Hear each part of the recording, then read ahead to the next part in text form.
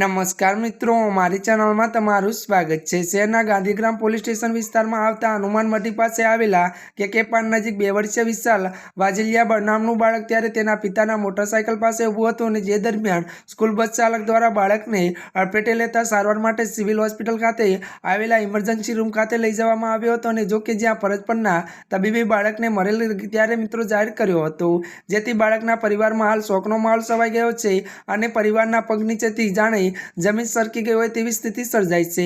બાળકનું મૃત્યુ થતાં બનાવ સંદર્ભ રાજકોટ શહેરની સિવિલ હોસ્પિટલ પોલીસ ચોકી ત્યારે મિત્રો ચોકી દ્વારા ગાંધીગ્રામ ત્યારે પોલીસ જાણ કરવામાં આવી હતી અને ગાંધીગ્રામ પોલીસ દ્વારા ત્યારે મિત્રો ઘટના સ્થળે પહોંચી જરૂરી પંચનામા કાર્યવાહી કરવામાં આવી હતી તેમજ બાળકની લાશને પીએમ અર્થ ખસેડી પીએમની કાર્યવાહી પૂર્ણ કરી બાળકની લાશને તેમના પરિવારજનોને સોંપવામાં આવી હતી।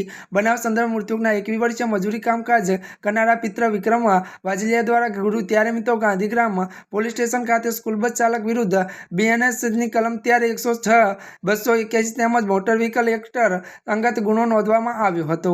ગાંધીગ્રામ પોલીસે આપેલી ફરિયાદમાં વિક્રમજી વાજલિયા દ્વારા જણાવવામાં આવ્યું કે બુધવારના રોજ તે સાંજના સમયે ત્યારે મિત્રો પાનની દુકાને ત્યારે ફાંકી લેવા માટે ગયો હતો અને ત્યારે તેનો દીકરો પોતાના મોટરસાયકલ પાસે ઊભો હતો અને તે દરમિયાન એરપોર્ટ પાસેથી ત્યારે હનુમાન મઢી ચોક તરફ આવતી સ્કૂલ બસ ચાલક દ્વારા મારા દીકરાને અડફેટે લેવામાં આવતા તે ગંભીર ઈજા પહોંચી હતી।